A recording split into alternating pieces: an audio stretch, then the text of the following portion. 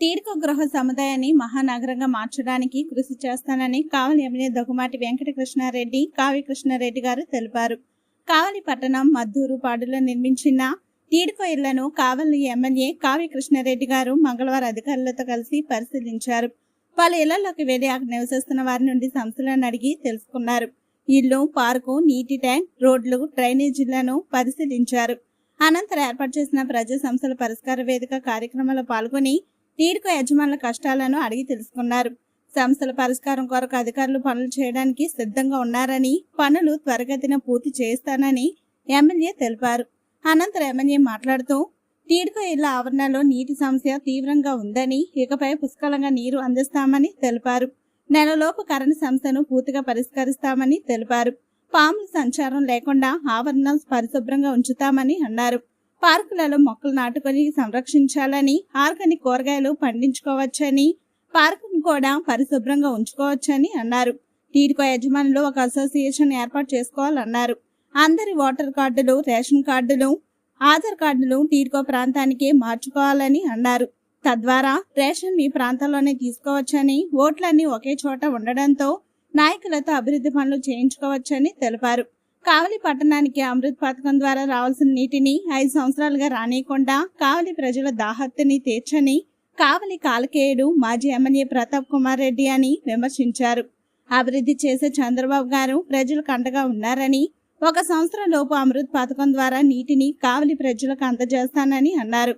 గృహ యజమానులు అందరూ ఇళ్లలో చేరాలని, ఇళ్లలో చేరిన వారికి ప్రభుత్వం ఏదైనా లబ్ధి చేకూర్చవచ్చని, అది వృధా కాకుండా ఉండడం కోసం తప్పక లబ్ధిదారుల ఇళ్లలో చేరవలసిన అవసరం ఉందన్నారు. సాంకేతిక కారణాలతో లోన్లు రాని వారికి వచ్చేలా కృషి చేస్తానని, మంజూరుకి కృషి చేస్తానని తెలిపారు. అందరి సమస్యలు పరిష్కారం కొరకు కృషి చేస్తానని, నిరంతరం ప్రజలకు సేవగా పనిచేస్తానని తెలిపారు. టీడ్కో ఆవరణలో ఎలాంటి సమస్య వచ్చినా పార్టీ తరపున పరిష్కరించడానికి కావలి పట్టణ టీడీపీ అధ్యక్షులు గుత్తికొండ కిషోర్ బాబును ఇన్ఛార్జిగా నియమిస్తున్నానని ఎమ్మెల్యే తెలిపారు.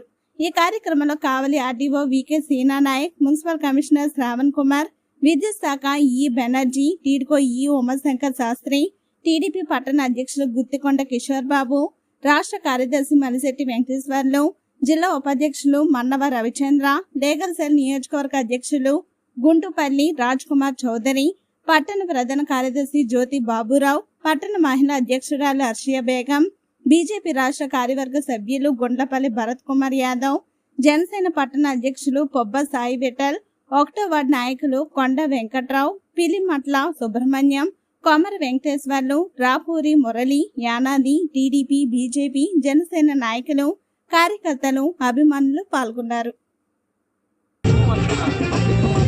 కావలి గడ్డ మీద ఎగరాలిన జెండా కావ్య కృష్ణన్నే జనం గుండె నిండా ఎత్తిండు రాయమ్మ టీడీపీ జెండా పల్లెల పేదలకు ఇండు వండనండ సమస్యల్ని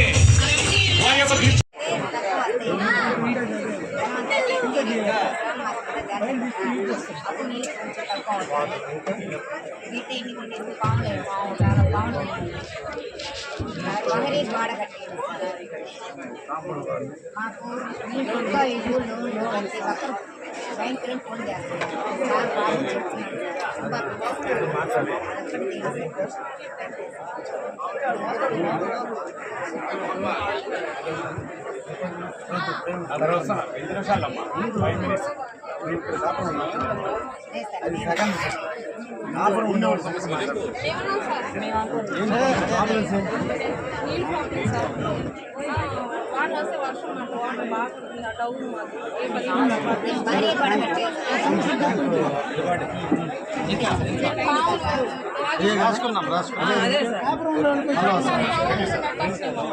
మద్దూరుపాడు ఏపీ టిడ్కో నందు నివసిస్తున్నటువంటి ధైర్యవంతులైన మిమ్మల్ని అందరినీ కూడా పేరు పేరున అభినందిస్తున్నాం. మొట్టమొదటి మేము ఉన్నామని ధైర్యాన్ని ఇచ్చిన మీరు ధైర్యవంతులు. ఏపీ టిడ్కో వారు 2122 ఇళ్ళు కడితే ఎక్కడైనా నివసించగలం, దేన్నైనా సాధించగలం, ఎక్కడ దూరమైనా పోగలం అని మీరు ముందుకు వచ్చి అందరికీ స్ఫూర్తిగా నిలిచినందుకు మొట్టమొదటి ఇక్కడ నివసించే మిమ్మల్ని అందరినీ కూడా అభినందిస్తున్నా. మొన్నటి రోజున మీరు అందరూ కూడా వచ్చి అడిగేటప్పుడు అప్పటికే ఈ ప్రాంతానికి రావాలి, ఈ ప్రాంతాన్ని చూడాలి, మీతో కలవాలని అనుకున్నా. కాకపోతే పెద్దవాళ్ళ ఇంటికి వచ్చేటప్పుడు చిన్నవాళ్ళమైన మేము ఎంతో కొంత ఎత్తుకొని పోవాలి. మీ దగ్గరికి రావాలి అంటే ఏదో ఒక నిధులు చూసుకున్న తర్వాత వద్దాం అనుకున్నాం. కానీ మీరే ముందు వచ్చి మమ్మల్ని ఆహ్వానించినందుకు తప్పకుండా వస్తారని మీకు మాట ఇచ్చాను. అందుకోసమే వచ్చా. గత 5 సంవత్సరాల ప్రభుత్వంలో ఏం జరిగిందో మీ అందరికీ కూడా తెలుసు. వచ్చింది రామరాజ్యం. రాముడు లాంటి చంద్రబాబు రాష్ట్రానికి ముఖ్యమంత్రి అయ్యాడు. మనందరి జీవితాలు బాగుంటాయి. ఏపీ టిడ్కోకి సృష్టికర్త చంద్రబాబు నాయుడు మానసిక పుత్రిక ఏపీ టిడ్కో హౌసెస్. పేదవాడు కూడా ధనవంతుడు లాగానే పెద్ద ఇళ్లలో ఉండాలి, పేదవాడు కూడా మా అంతస్తుల్లో ఉండాలి, పేదవాళ్ళందరూ సుఖంగా ఉండాలని ఆయన తలసిన తలంపులోనే ఈ కాలనీలు కట్టడం జరిగింది. దురదృష్టశాస్త్రం రాక్షస పాలన గత 5 సంవత్సరాల నుంచి ఈ రాష్ట్రంలో విలయతాండం చేస్తున్న తరుణంలో పేదవాళ్ళ మీద కక్షతో ఈ కాలనీలు ఇవ్వకుండా చేయటం, ఎలక్షన్లు వస్తున్నాయని చెప్పి ఓటు రాజకీయాన్ని మంచుకోవడానికి మళ్ళా కాలనీలు ఇవ్వడం జరిగిన ఇక్కడ ఉన్నటువంటి సదుపాయాల కల్పనలో ప్రభుత్వాలు గత ప్రభుత్వం వైఫల్యం చెందినటువంటి విషయం మీ అందరికీ కూడా తెలుసు. అందుకే మిమ్మల్ని అందరూ కూడా ఎక్కువ టైం మీతో గడుపుతా. నేను అనేది ఇక్కడ 2 రకాల సమస్యలు ఉన్నాయి. ఒకటి నివసించే వారి సమస్య, 2 గతంలో 500 రూపాయలు, 12,500 రూపాయలు, 25,000 రూపాయలు కట్టి కాలనీలు అలర్ట్ కానటువంటి వాళ్ళ సమస్య, కట్టినా రిజిస్టర్ చేయించుకొని ఇక్కడ నమ్మకం లేక చేరనటువంటి వాళ్ళ సమస్య. ఇట్లా సమస్యలు చాలా ఉన్నాయి. మొట్టమొదట నేను మిమ్మల్ని అందరినీ కూడా పేరు పేరుని రిక్వెస్ట్ చేసేది, ముందు ఇందాకే చెప్పే ధైర్యవంతులని నమ్మి ఇక్కడికి వచ్చి ఇళ్లలో నివసించే వారి యొక్క సమస్యలు మొట్టమొదటి తెలుసుకోవాల్సిన బాధ్యత నా మీద ఉంది. అందుకని ఇక్కడ నివాసం ఉన్నటువంటి వాళ్ళలో ఏమి సమస్యలు ఉన్నాయో దయించి ముందు చెప్పవలసిందిగా మిమ్మల్ని అందరినీ కోరుతున్నా.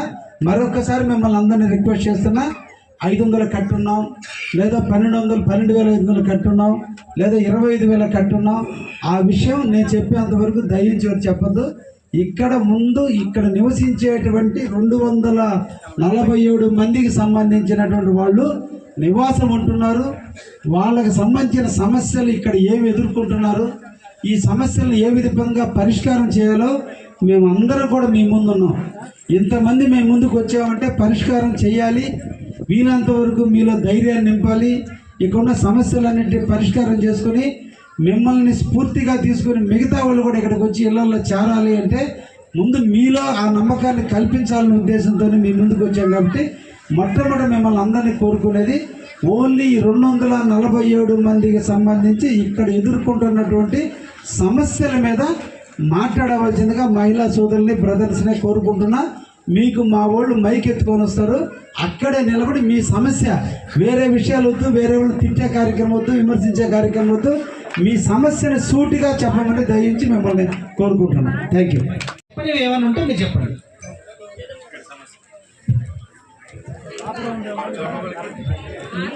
కరెంట్ కూడా కొత్త వస్తా ఉంది సార్, కరెంట్ లేదు ఫ్రీగా. వాటర్ ఏం వానలు వచ్చినాయి అంటే మొత్తం అటు వచ్చేస్తారు, ఇళ్ళలో కూడా వస్తున్నాయి.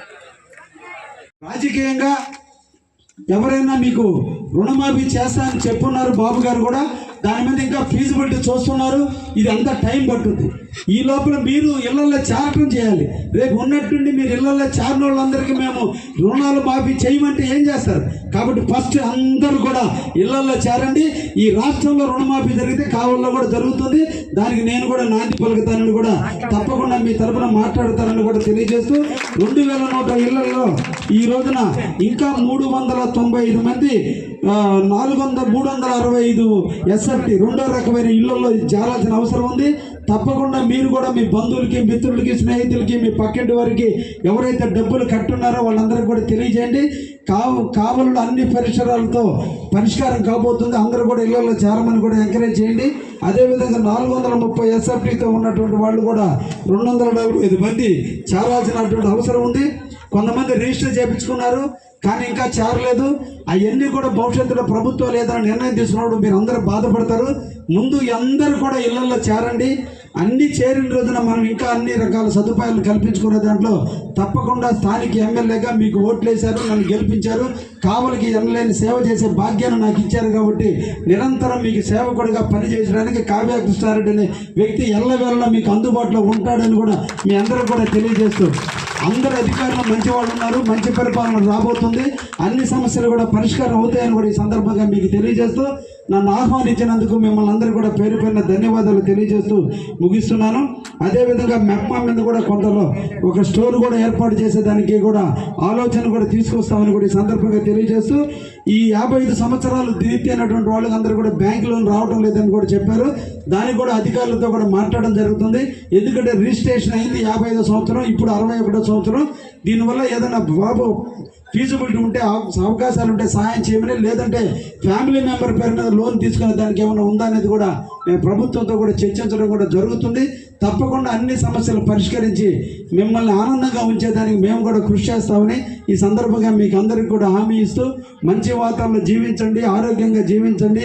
మన బిడ్డల్ని గంజాయికి బానిసలు కాకుండా చూసుకోవాల్సిన బాధ్యత తల్లిదండ్రుల మీద ఉందని కూడా మరొక్కసారి చూస్తూ, కావలి ప్రశాంతంగా ఉంచేదానికి మన బిడ్డలను ఒక కన్ను అంటే ప్రేమతో ఒక కంటి చూపుతో చూస్తున్నానని కూడా చెప్తున్నా. ఎందుకంటే కావలిలో గతంలో గంజాయి విపరీతంగా ఉండి పిల్లలు చెడిపోయినటువంటి పరిస్థితులు ఉంది.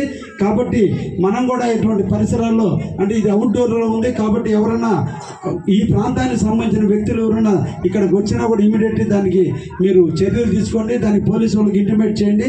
తప్పకుండా నేను కూడా దానికి ఉంటా. అందుకని ఇటన్ని పనులు చూసేదానికి గుత్తికొండ కిషోర్ గారిని మీకు అప్పచెప్తున్నా. తప్పకుండా మీరు అందరూ కూడా ఈ ప్రాంతాన్ని అభివృద్ధి చేసుకుంటారని నాకు అవకాశం ఇచ్చిన మిమ్మల్ని అందరూ కూడా ప్రత్యేక ధన్యవాదాలు చేస్తూ ముగిస్తున్నాను. Thank you. మీతో మమేకం కావాలని, మీతో కలిసి కొంతసేపు మీ సమస్యలన్నీ విని ఇంతమంది అధికారుల సమక్షంలో అన్ని పరిష్కారం దిశగా నడిపేందుకు ఈరోజు వచ్చాం.